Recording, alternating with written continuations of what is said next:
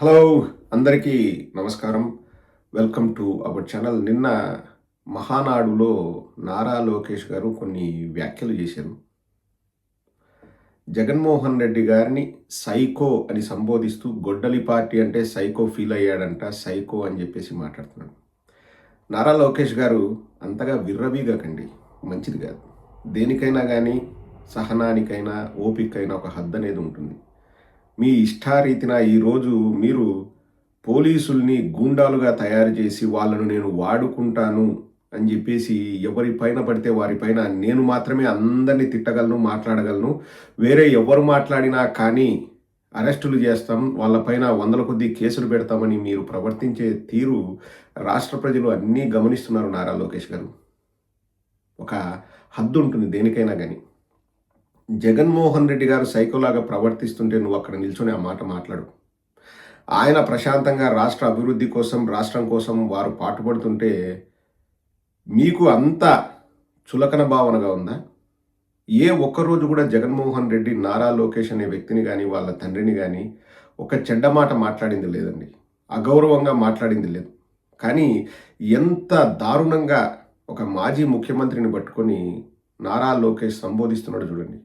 విర్రవీగిన వాళ్ళందరూ కాలగర్భంలో కలిసిపోయారు. నారా లోకేష్, ఇది చరిత్ర చెప్తున్న సత్యం, నేను మాట్లాడుతున్న మాటలు కాదు.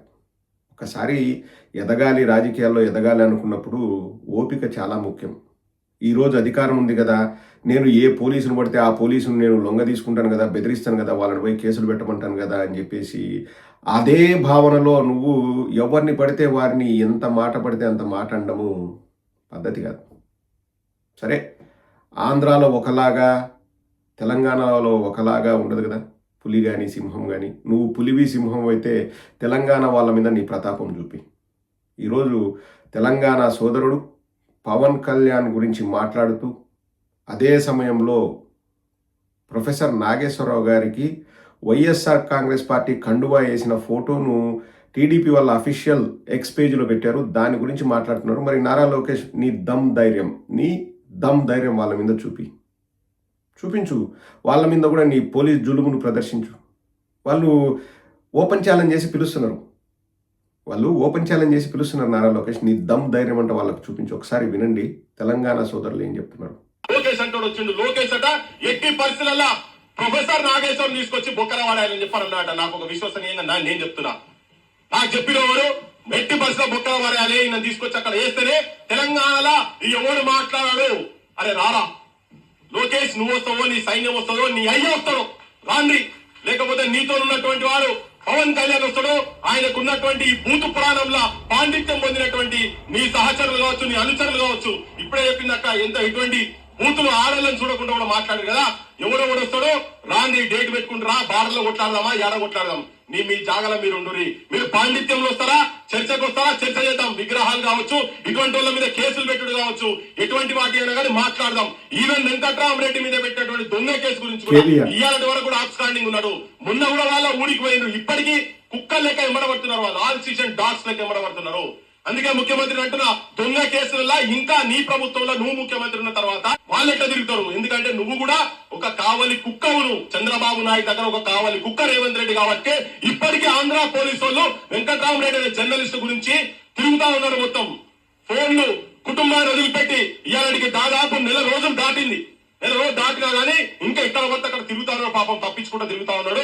కానీ తెలంగాణ ప్రజలు వాళ్ళని గుండెలో పెట్టుకున్నారు. ఇలా అట్లనే నాగేశ్వర్ సార్ను కూడా, నాగేశ్వర్ సార్ కు మన బలం అవసరం లేదు తెలియదు. కానీ తెలంగాణ సమాజం మొత్తం మేధో సంపద ఉన్నటువంటి వాళ్ళు మొత్తం భారతదేశంలో మంచి, ప్రపంచంలో మంచి నీతి నిజాయితీ ఉన్న ప్రతి ఒక్కరు ఎవరైనా కానీ సార్ వెంబడి ఉండాల్సిందే. అందుకే మేమందరం మొత్తం ఏకతాటిగా ముక్త కంఠంతో అందరం ఒక్కటయ్యి రేపు సార్ వెంబడి ఉంటాం. బరాబర్ సార్, మీరు కూడా దేనికి వెనుకపోవాల్సిన అవసరం లేదు. ఖచ్చితంగా మంచి చెప్తాం, మంచి మాట్లాడతామన్న వాళ్ళకి ప్రతి ఒక్కరూ సమాజంలో అండగా ఉంటారు. తెలంగాణ వాళ్ళే కాదు, ఆంధ్ర వాళ్ళు సపోర్ట్ ఉంటారు, అన్ని రాష్ట్రాల వాళ్ళు సపోర్ట్ ఉంటారు. ఇక్కడ మీరు గమనిస్తే అండి, 5 ఏళ్ల నుంచి నేను మళ్ళీ ఇది కరాకటిగా నేను చెప్పగలను. ఎందుకంటే ప్రజలు కూడా ఎవరు నిజమైన జర్నలిస్టులు, ఎవరు పెయిడ్ ఆర్టిస్టులు అనేది తెలుసుకోవాలి. నేను ప్రొఫెసర్ నాగేశ్వరరావు గారి గురించి కానీ, తెలకలపల్లి రవి గారి గురించి కానీ, అలా కొంతమంది జర్నలిస్టులు ఉన్నారు. నేను ఏ రోజు కూడా వాళ్ళని టచ్ చేసింది లేదు. ఏ రోజు కూడా వాళ్ళు మా పార్టీ పైన వందల కొద్ది విమర్శలు చేశారు. వందల కొద్ది విమర్శలు చేశారు. నేను ఏ రోజు కూడా మాట్లాడింది లేదు. ఎందుకంటే మాట్లాడే వాళ్ళు కూడా ఉండాలండి. ఇప్పుడు మా పార్టీలో కూడా తప్పులు జరగొచ్చు. తప్పులు ఎత్తి చూపితే మేము కరెక్ట్ చేసుకుంటాం. అంతే. కానీ ఇంత దారుణంగా ఒకరిని ఇబ్బంది పెట్టడం అన్నది పద్ధతి కాదు. ఇప్పుడు నారా లోకేష్ గారికే చెప్తున్నాను. మీరు తెలంగాణలోనే ఉంటారు కదండీ! హైదరాబాద్‌లోనే ఉంటారు కదా! మీ సొంత ఇల్లు హైదరాబాద్‌లో ఉంది. మీ హెరిటేజ్ హైదరాబాద్‌లో ఉంది. హైదరాబాద్‌లో ట్యాక్సులు కడుతున్నారు కదా! వాళ్ళు చెప్తున్నారు తెలంగాణ సోదరులు చెప్తున్నారు "రారా రేయ్ చూసుకుందాం రారా" అని మరీ పిలిచారు. ఇంక దమ్ము ధైర్యం అక్కడ చూపించండి. ఇక్కడ ఆంధ్రాలో పోలీసులుండారు. పోలీసుల్ని మేము గూండాల్లాగా వాడుకుంటాము అని చెప్పేసి ఒక మాజీ ముఖ్యమంత్రిని పట్టుకొని సైకో అది ఇదని మాట్లాడుతూ గొడ్డలి పార్టీ అంటూ నువ్వు ఆనందం పొందుతున్నవే, సునకానందం పొందుతున్నవే, సంతోషం. నీ టైం నడుస్తుంది. కానీ ఎల్లకాలం నీ టైం అయితే ఉండదు నారా లోకేష్. ఆ విషయం గుర్తుపెట్టుకో.